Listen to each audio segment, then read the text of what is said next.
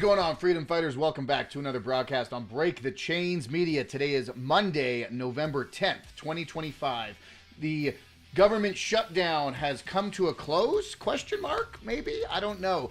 It's funny because it's actually literally the same continuing resolution from the Biden administration that the Democrats have held up the entire Congress for the world record of the longest government shutdowns. And if you were affected by this, you let me know in the comments. But if you weren't, let me know in the comments because it doesn't really matter to me, right? No, it is interesting the times that we are living in. The fact that we're sitting here complaining about a government shutdown and having our president propose 50-year mortgages, 50-year death pledges. So we are going to get into that as well. The fact that he thinks that somehow a 50-year mortgage is going to be helpful for those who cannot afford more housing and mortgages right now, even though that would accrue up to like almost over $1 million in interest over 50 years. Anyone who signs up for a 50-year mortgage, you need to go get checked out by a doctor, maybe go buy a tack hammer at the local hardware store because you, sir, are retarded. No, honestly, though, that would only help out the bankers, and it's just a whole mess. So we're going to get into all that as well. And then the interesting news that dropped conveniently over the course of the weekend, I can't remember if it was Friday or Saturday, but this whole J6 Pipebomber situation that was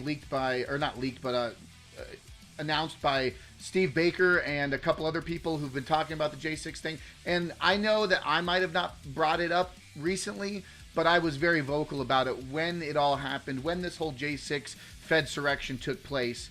But now we are leaning more into having a corroborative evidence that there was larger plans in place, not just on January 6th, but the day prior with this whole pipe bomber situation. The fact that it potentially, possibly, allegedly could be one of the Capitol Police. So we are going to get into all of that as well. This is the first time joining Break the Chains Media. Hit that thumbs up button, hit that follow button, join me on all the platforms because that is how we move the narrative. That is how we change the conversation, how we push the dial further into freedom and liberty. When we have these conversations, we let people know what we are doing and how we are doing it here in the Mile High City and across the country because that is what we need to do. Hopefully, you can come join me on X at Break the Chains M, on Rumble, Break the Chains Media, YouTube, Break the Chains Media, Instagram, Break the Chains, everywhere, Break the Chains Media. If you are interested in following the channel, you can check out breakthechains.media for all the landing pages, the website here, the hot sauce. Holidays are coming up, so you can pick up a bottle of hot sauce. You can pick up a Realm Walker hot sauce, travel the 9 realms of Norse mythology through hot sauce. I have a few bottles in the works, but there should be up and ready by the end of the month if you do want to pick something up for Christmas and the holidays. So with that being said, breakthechains.media or Realm Walker Hot Sauce on Instagram. And we got a shout out to Chainsaw Caucus, revving up those chainsaws, revving them up, because that is how we cut through the government bloat, bureaucracy, corruption, and money laundering and schemes of the uniparty, of the establishment. Whether it's rhinos or communists, we got to cut them all down. Fell those trees, chop them down, because that is what's been holding us back here in our liberty movement. ChainsawCaucus.org, inspired by the Afuera movement from Javier Milei. You can go to the give on the top right corner here, and then you can, so long as it loads appropriately.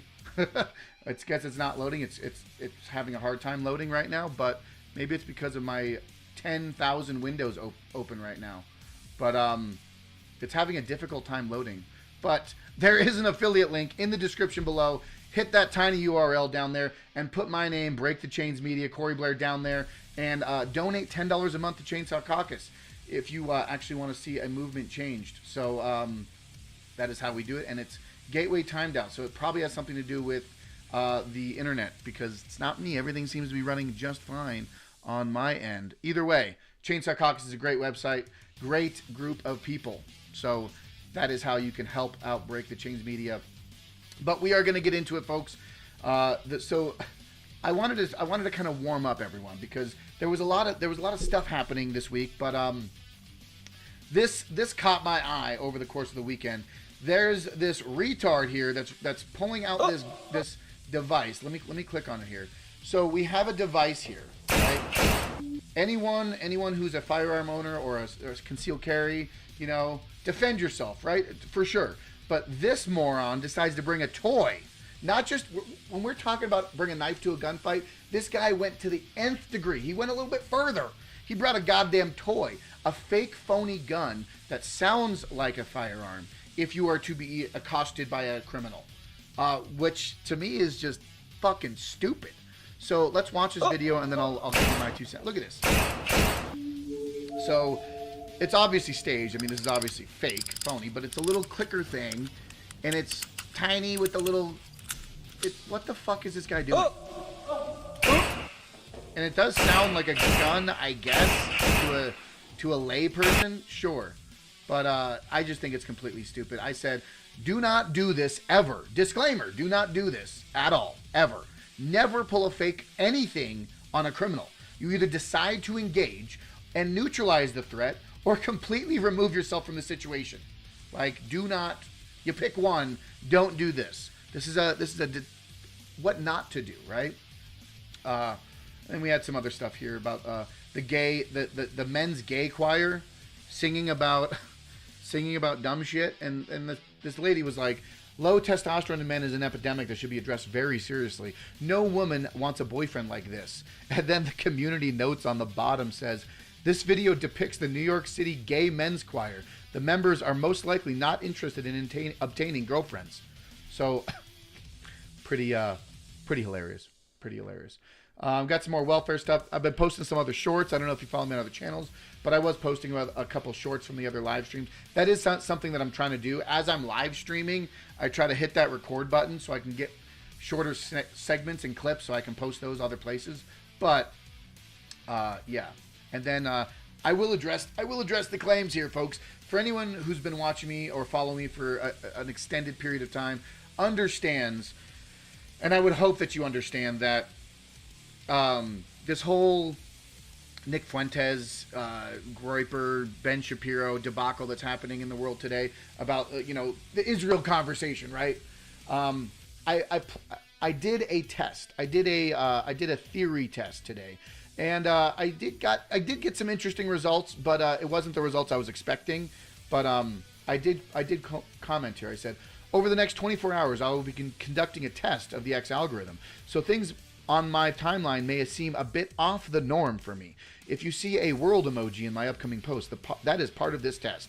Just a forewarning. And then the second post after that said, the world needs more Ben Shapiros. Get my drift? Are you getting my drift? You see where I'm going with this?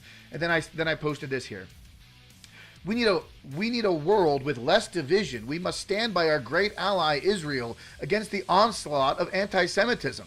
Matt Walsh is a great American, and I pray he sees the light. Now, there are two truths in that statement, okay? But if you haven't picked up on what I was trying to test the X algorithm for, now you can kind of find what I was saying here. And don't get me wrong, folks, I'm not a Groyper, I'm not a Nick Fuentes fanatic. I think the dude has interesting points. I think the dude also is a cult of personality, and I think he really plays into that and leans into it very well. He's very well spoken, but and these conversations need to be had. This whole Tucker Carlson conversation, it's very interesting. But I did want to test the X algorithm because of this online conversation that's being had. So. Yeah, with this, we have Nick Fuentes on one side. You got Ben Shapiro on the other. Matt Walsh being a sad boy sitting on the fence. And I just think it's rather interesting because we are seeing a world where, online anyways, we are seeing a world where there are two different sides of this GOP right-wing conversation. And I think both can be true. I think there is an interesting conversation to be had with the Nick Fuentes debate. And there's also an interesting conversation for Tucker Carlson, this whole angle. But let's be honest, folks. Ben Shapiro, we all know where Ben Shapiro's interests really lie, and it's definitely not with Greater Israel. At least that's what the Israeli government calls it, right? But I do think that Matt Walsh does have good points. He does speak well. He does have. I mean, What is a Woman was great. Am I Racist was an excellent documentary, mockumentary. That whole vibe is very well done with Matt Walsh. But yeah, Nick Fuentes, Ben Shapiro, having this debate needs to be had. But apparently, if everything questioning Israel is suddenly anti-Semitism, we're good luck having this conversation, right? And you see the Ted Cruz's of the world, you see, the Tucker Carlsons, you see all of these. What was it? Congressman Randy Fine coming out. I mean, so much of this infighting in the GOP it's useless because this is not the enemy right now. Right now, our enemy is at the gates. Our enemy is communism. Our enemy is liberalism and this progressive state and these woke leftists destroying our country right now in the immediate. That is the fire we have to put out in the forefront. In the immediacy, the fire that we have to put out is the abject destruction of the Bill of Rights, the Constitution, the way that America is, the principles of America, right, is being torn apart by the left. And if we are to lose sight of our goals as what we need to do and focus on America first, America only, and stop having these infighting debates, we can talk about that stuff later. But right now, we got to stop the fucking commies. We really do. I don't know. Take it for what you will. But there is interesting stuff to be had with this whole conversation. That's a whole nother podcast in its entirety, though. But I'm just kind of scrolling up through my timeline really quick. I had some other posts about this one, right? This is a really good post. I think there's more truth in this post as well. Another one of the testing of the X algorithms. Take a good look at this world map. What do you notice? There are larger threats than Israel. Our greatest ally cannot stand in the sandbox alone. America has sent them hundreds of millions of dollars over decades, and we should continue to do so. We must stop anti-Semitism. Do you see what I'm going? Do you see what I'm doing? However, the map is accurate. There is no lie in the map. So two truths can be true. You know what I'm saying? You're picking up what I'm putting down? But yeah, very interesting. Let me scroll up here. So we're gonna talk about the Democrat caving to the GOP, the shutdown, and all of this conversation. I'm not gonna watch this 7-minute video, but Jesus Christ, the Democrats will do everything they can to support anyone else but actual Americans. The Democrats own this shutdown. Leader John Thune, if I were a Democrat, I would be embarrassed to walk into this building every day. This was posted on November 7th. Okay.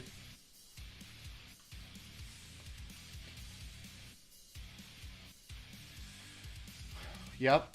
So the Democrats will do everything they can to support anyone else before actual Americans. The Democrats owned this shutdown. That's why many people called it the Schumer shutdown.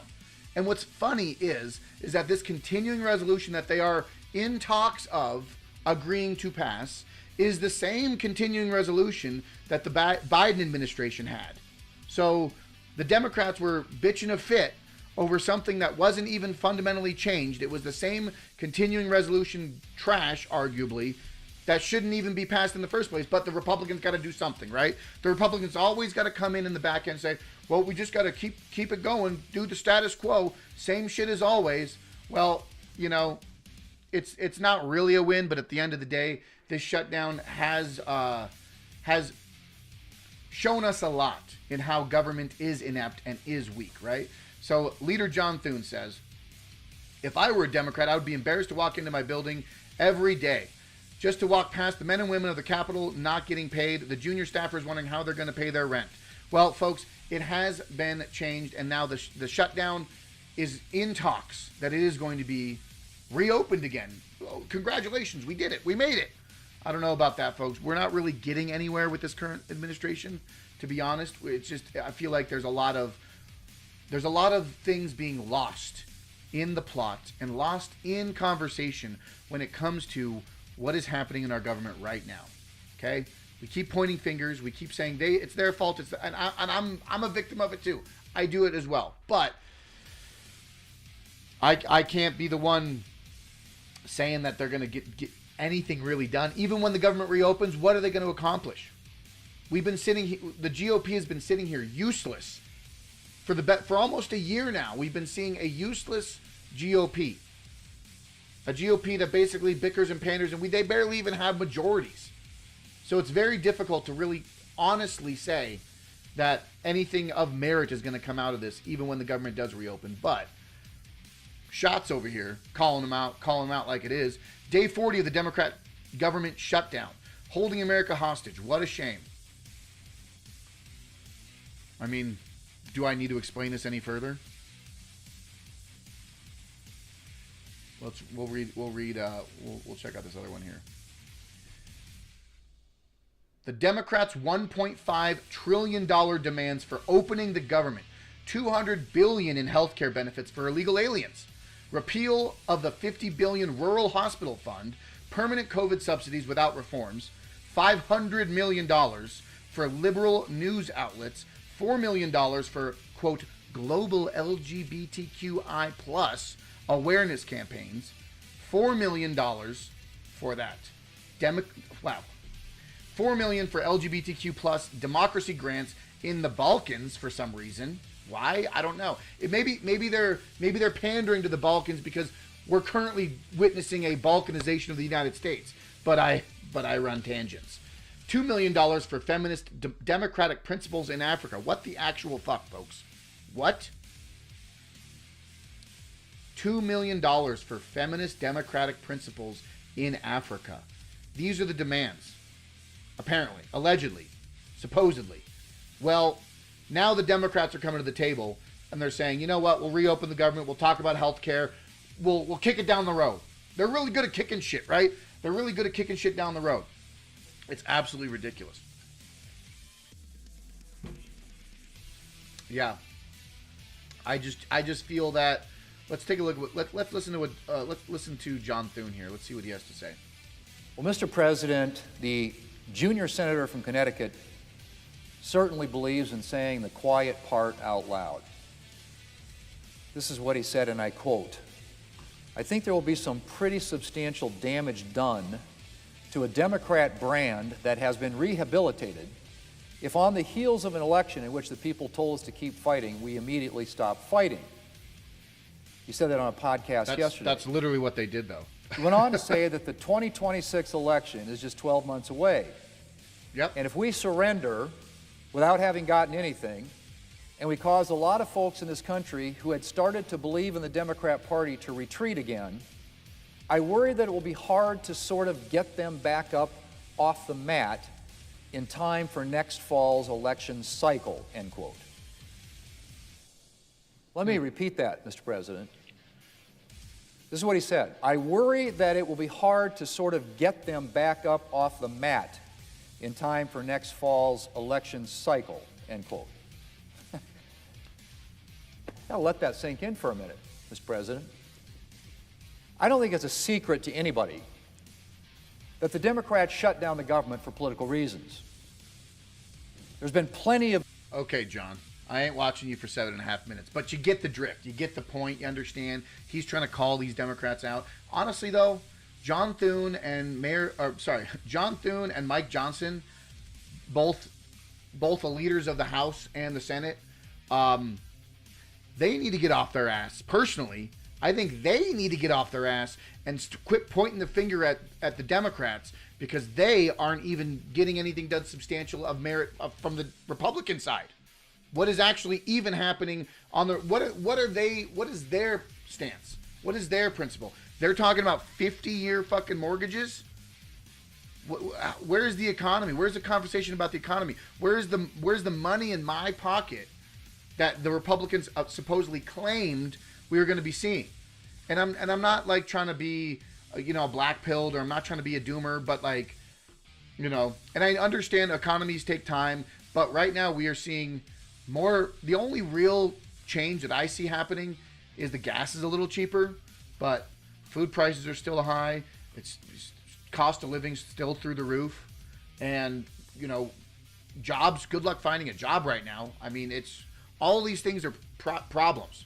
All these things are crises that the Republicans have to deal with, right? Yeah. So I don't know. I'm kind of on the fence when it comes to who's really.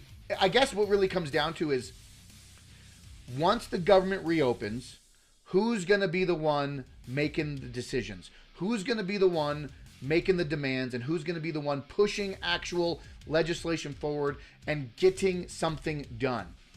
Because right now, all I see is a fucking game of patty cake. Yeah. It is tough. But we are gonna talk about, let me pull up the next one here. This actually tying into my previous conversation about testing the X algorithm. This one kind of just hits in generality. It was kind of, and this one actually got more traction than the other one. So my test came back the fact that you can't necessarily claim that pro-Israel conversations or bad Israel conversations demote or promote your posts. And maybe I'm just a little microcosm. I only got a few thousand followers. I'm not a big channel, so I would have to see a bigger swath of data. But from my testing, it's less about pro or negative. It's more about words and the actual phrases that you speak and how the words are put together and who your audience is. Really, I don't know, but I'm not an algorithm developer, so don't fucking quote me on any of that. But this post is a good post. What kind of world do you want to live in? Government working above the realm of the population, pushing globalism, cultural Marxism, and a technocratic surveillance state? Or nations built on populism, ingenuity, free market ideas, independence from the state, and liberty? Open question, open-ended question. What do you want to see in this world? How do you want to live in the world? What kind of world do you want to live and be and set up for a future generation, right? What type of world do you want the future generation to live in? And that is the conversation we have to have, and that is the kind of fight that we need to persist. Because if you're not fighting for something, you'll fall for anything. And that's kind of this post's conversation, right? This post's rhetorical question, so to speak. Yes, now we are getting into the great American presidents. These are great American presidents, folks. If you didn't know, these are great American presidents.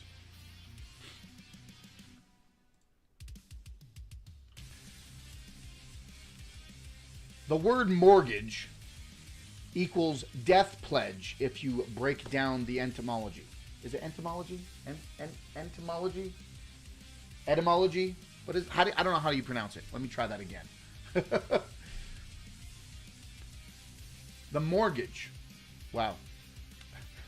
If you haven't been able to tell, I'm actually recording right now.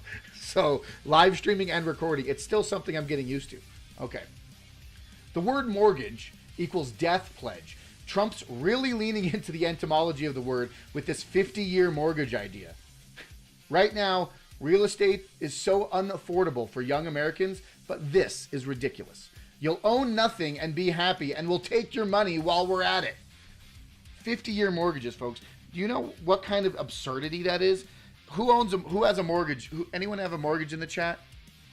Anyone living on a 30-year mortgage? I know most of us are, right? But I don't even like the idea of a 30-year mortgage. Just because we're knocking that monthly payment down by a couple $100, a 50-year mortgage is absolutely insane. And for anyone who thinks that this is a good idea, you might as well just start digging your own grave now. You're giving more money to the banks. This is not good for anyone. You'd be spending hand over fist in interest to the banks for a 50-year mortgage. You wouldn't even see the end of that mortgage. Like, what are the odds? Right now, most people that are having a tough time in real estate, we're spending, they're probably in their mid-20s, late 20s, 30s, trying to find a house. They're renting out, absurd rental costs through the roof. You're seeing these 25 to 35-year-olds trying to find a affordable house to live for $500,000. A $500,000 mortgage at 50%, or a 50-year mortgage for a $500,000 home would be like $2,000 a month, something like that. Over 50 years, you'd be paying over $1.5 million in interest. Absolutely insane. I think it's a terrible idea. I think what we need to do, if you're talking about trying to make things more affordable for younger Americans, you reduce the interest rate, you get the bankers out of it, and you try to incentivize, I don't know, maybe getting 50 million illegals out of our country. Maybe these people that are influxing. So many people, when I say the illegal conversation, right? People talk about, oh, well, the illegal immigrants aren't getting houses. The illegal immigrants aren't buying mortgages. No, but they're renting the houses that do have mortgages. If you remove a population and then you open up 30, 50 million houses across the country, you don't need to keep building shoebox homes for $500,000, $700,000 on a new plot of land, and then try to coax 25 to 35-year-olds into purchasing these brand new homes. We don't need to build more houses. We need to get the people out of this country so we can open up not only the real estate and housing market, but then you can actually get into the job market. Low-skilled jobs and entry-level job positions would become more available. Upward mobility would be able to advance and increase. That's how I see it. Let me know in the comments. Let me know in the chat what you think. 50-year mortgages, my ass. No thanks, Donnie. You see this one here. Forced out of business after 32 years because of Colorado politics. The most Colorado thing you'll see today. I got to shout Owen out on this one. It's insane how quickly it's collapsing. Owen is spot on. I don't know if I can talk like Owen, but I'm going to read it as best I can. All right, $2,000 checks to put down a pay. Wow, let me stumble on that one more time. All right, everyone, $2,000 checks to put on a down payment on your $500,000 house that you'll pay $1.5 million over the course of 50 years. MAGA, right? You shall not pass! Yeah, Gandalf, I see that. I feel that. I feel that, Gandalf. I feel that deep in my bones. No, yeah. This is where... Well, here's the funny thing. Trump's proposing we're all going to get $2,000 tariff refund checks. So he's trying to... and this is interesting because you're talking about the same kind of thing that they did during COVID. They're going to hand out checks, stimulus checks. Well, now he's talking about tariff refunds. What the fuck is a tariff refund check? I don't want the government to keep paying me more money to try to make things more livable, more affordable. I don't want the government to be handing out checks. I don't care if it's from tariffs. I don't care if they're printing it. I don't care if it comes from the sky. I don't care if it came from a dead relative, or it doesn't matter where the money's coming from. Stop handing out money. I don't know. Maybe we should stop doing that. Probably a good idea. 50-year mortgages and free government checks for tariffs. I think that's fucking retarded. I've got a couple other events here. This is... Oh, the pipe bomber. You want to talk about the pipe bomber? We can talk about that now? Well, J6 pipe bomber information. This is all allegedly, right? This is all allegedly, hypothetically, possiblies. I am not the news reporter breaking the news. I'm just the one reporting on said news. So, you had Steve Baker here. So, Steve Baker... what was it? On November 8th, so 2 days ago. Was it Saturday? Steve Baker. Steve Baker reports this might just be the biggest scandal and conspiracy in American history. Many heroes were involved in bringing this to light. Some we can name in the coming days. Some who want no recognition, and there's much more of this yet to be told. So the alleged J6 pipe bomber, the story that got pushed under the rug pretty quickly after the whole insurrection. The J6 pipe bomber happened the day before, and we have footage here. We have video evidence. Steve Baker's talking about it here, but allegedly there was a Capitol Police woman who is now conveniently working with the CIA. Even though I don't think she's like a CIA spook. I think she's just working security. This is all reporting, allegedly. But Steve Baker and his report claim that they investigated the gate of the pipe bomber. They used forensic. Let me stop stammering over my words. They used forensic evidence analysis to analyze the gait of this person, with the Blaze and Glenn Beck reporting on this. They also have other pictures of her at the actual alleged Fedsurrection. Was this person, this person of interest, according to these reports, she was out here shooting pepper balls and paintballs at the insurrectionists on January 6th. That's the alleged Jan 6 pipe bomber firing in the beginning of the Capitol Police response to the Peace Memorial Gate breach. I don't want to say her name, but you can obviously look it up if you'd like to. Apparently she was shooting pepper balls at the crowd. But we have this report here from the Blaze Media. Former Capitol Police officer and a forensic match for the January 6th pipe bomber, sources say. So this is the information we're working with right now. And from the video footage, and my question that I have to bring up is, they determined the gait of the alleged suspect wearing the hoodie in the act of dropping these pipe bombs. However, how did they compare it to the suspect in question?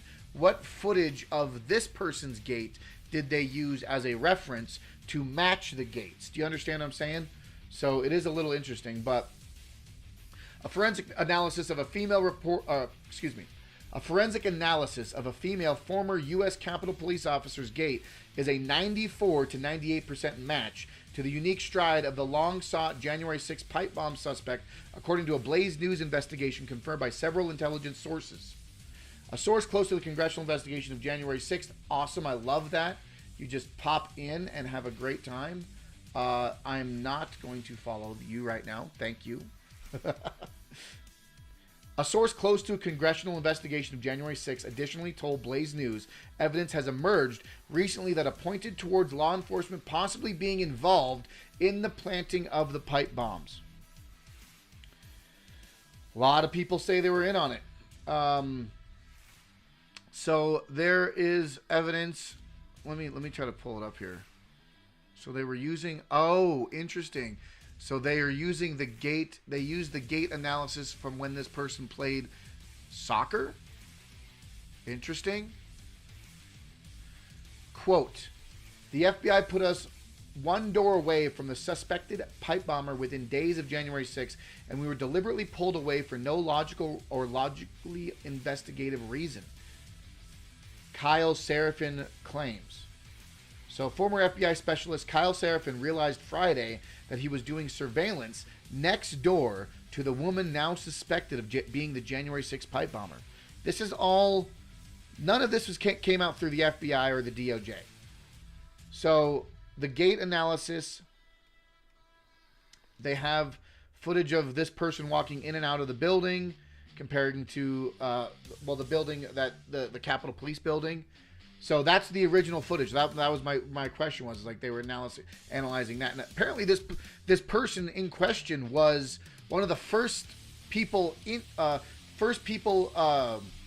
questioned in the January 6th hearing cases. So this whole thing is very, very strange.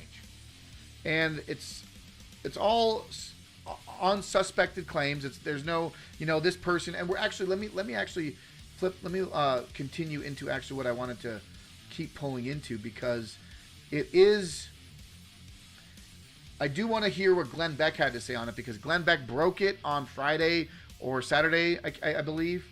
And now he's kind of recanting or rephrasing how he spoke on it initially. So from Julie Kelly on X. On his radio show today, Glenn Beck appears to be walking back the Blaze's audacious outing of the alleged January 6th pipe bomber. He refused to mention the individual's name on air and said a match is not guilt, comparison is not proof. Okay, so he's kind of having this conversation about the going back. They basically don't want to get sued, right? They don't want to get sued if this person is not the person that they are claiming it to be. The person that they're bringing into this has got a pretty good lawsuit on their hands if, in fact, she was not involved. However, there is a lot of evidence. But let's take a listen to what Glenn has to say. So, Blaze News arranged for a forensic gait analysis. This isn't guesswork. This is a scientific algorithm that compares the knee flexing, the hip extension, the step length, the cadence, and variance. Yeah. It's like a digital footprint of how a person moves through space.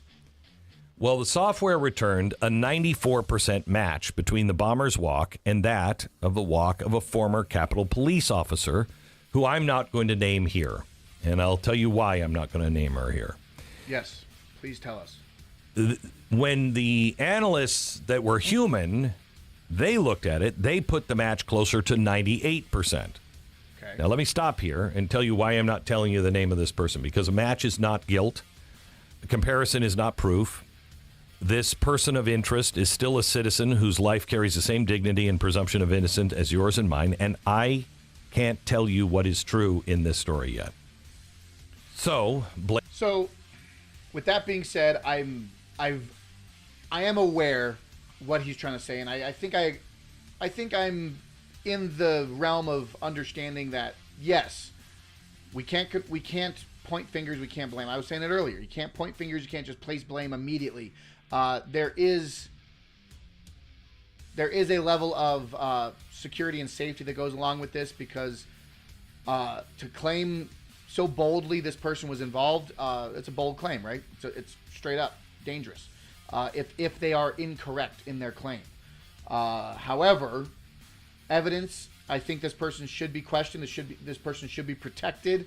The person that is the alleged suspect in the Blaze Media's eyes should be immediately brought in by the DOJ, brought in by the FBI, and kind of follow. Why was the FBI not the ones bringing this information up? Why? That's the bigger question, is why. I've got questions for Christopher Wray. I got questions for the former FBI director, Christopher Wray, when it comes to the knowing and the knowledge and the wherewithal and what happened between the communications of the Capitol Police on January 5th and the coordination efforts of discovering these pipe bombs, and now then the January 6th information and everything that came out leading up to the January 6th, and how there were feds involved and potentially on the ground. And when we have this conversation about claiming January 6th was an inside job, right? Claiming it was an inside job does not mean the upper echelons of the FBI, everyone in the DOJ was involved with this. It just took a couple people that wanted to spin the narrative, to shift the narrative, to make it frame out to be that the MAGA movement and the people on the Capitol grounds that day were trying to stage an insurrection. They wanted to foment this entire narrative that they strung out for 4 years, that they had Adam Schiff and Dick Cheney and all these people involved in the J6 committee, and people getting thrown in prison, solitary confinement, no due process, being hung up in the court system for years, right? This is what they wanted. They wanted to make examples of these MAGA peaceful protesters. I'll call them that, because they weren't rioters. Some that were instigating and violent, but there were definitely evidence of FBI involvement, pulling down windows. The current conversation that even prior to, there was foreknowledge of this kind of situation taking place. Talk to AOC. AOC said that they were barging the door down, knocking the door down a whole hour before they actually entered the Capitol building. And she was in another building across the way. So how did she know? Why did Nancy Pelosi have a news crew following her, or a film crew? Why did Nancy Pelosi have a film crew following her around on the day of January 6th? Very interesting. Why did Muriel Bowser deny additional National Guard troops that Donald Trump wanted to put in there? Why did Nancy Pelosi refuse that as well? A lot of questions that still need to be answered. And this pipe bomber thing is just another log on the fire, so to speak, right? It's another log on the fire. Yeah, it is very interesting, and I think that we'll never really get a full answer until we actually have undeniable evidence and we actually bring these people in. And folks, let's be honest. Let's be real here, okay? When we're talking about the January 6th, they needed this to fuel their narrative for 4 years, right? They needed to fuel this narrative, this propaganda shift, okay? Biden was the installed puppet president, and they had an entire administration running roughshod over the Trump administration. They tried to arrest Trump. They tried to throw felony charges on Trump. Hundreds of years in prison, right? They needed to build this entire narrative against Trump. And then what? Then what happens? At the end of Biden's term, oh my gosh, you get the Biden auto pen allowing pardons, preemptive blanket pardons to everyone involved in the January 6th committee, Liz Cheney, Adam Schiff, everyone involved with that, blanket pardons to his son, blanket pardons to Dr. Fauci, blanket pardons to Mark Milley. Okay? There was a giant apparatus, a coup, if you will, that happened on January 2020. And they had to do multiple different layers of this. And now we are witnessing this, and I pray and I hope in real time we can actually see some justice. But I'm also not holding my breath. Very interesting times, very wild times we live in, right? This whole Capitol Police thing. I will say that there is a lot more to be had with this January 6th pipe bomber. But these are all alleged claims. I'm not saying it yes or no, but I will bring out the evidence and I will make it apparent. Yeah, this is Christopher Wray, right? I think he's got a lot more information, right? Christopher Wray is someone that needs to be deeply investigated when it comes to the January 6th insurrection, because I think there's a lot more that he is privy to when it comes to the involvement of the Capitol Police, when it becomes involvement to the people on the ground, the agents involved with January 6th. Let's ask Christopher Wray some questions, right? Yeah. All right, folks. I'm going to be wrapping up here. It's been, I don't know, how long? How long has it been? Long enough, right? I've been rambling long enough. Trying to keep these a little bit shorter. Trying to keep these a little bit more limited in scope. A little bit more things. Maybe I got to cut them down. Maybe I got to shorten them up a little bit. But hey, let me know what you think in the chat. Let me know what you think in the comments. Hit that thumbs up button. Hit that follow button. Share this with all your friends and family, because the information is real and it is happening in front of us every day at all hours of the day. Okay? We have to be aware. We have to know what's going on. Be aware of it. Acknowledge it. And move forward in future, in truth, in liberty. Because shit's running a mile a minute, folks. And, as much as I can tell, as much as Gandalf can yell at people, you shall not pass, shit's going to keep coming, folks. Shit is going to keep coming. And we just have to be aware of it. Understand the level of propaganda that we are dealing with right now. But with that being said, folks, appreciate Belinda in the chat. Thank you for hanging out. Folks, we'll see you next time on Tyranny Response Tuesday. We might get into a little bit more specific, nuanced topic of what's going on with the 50-year mortgages with the January 6th bomber, because I wanted to get a little bit more finesse when it comes to this whole housing market, crisis looming on the horizon, the stock market, the bank.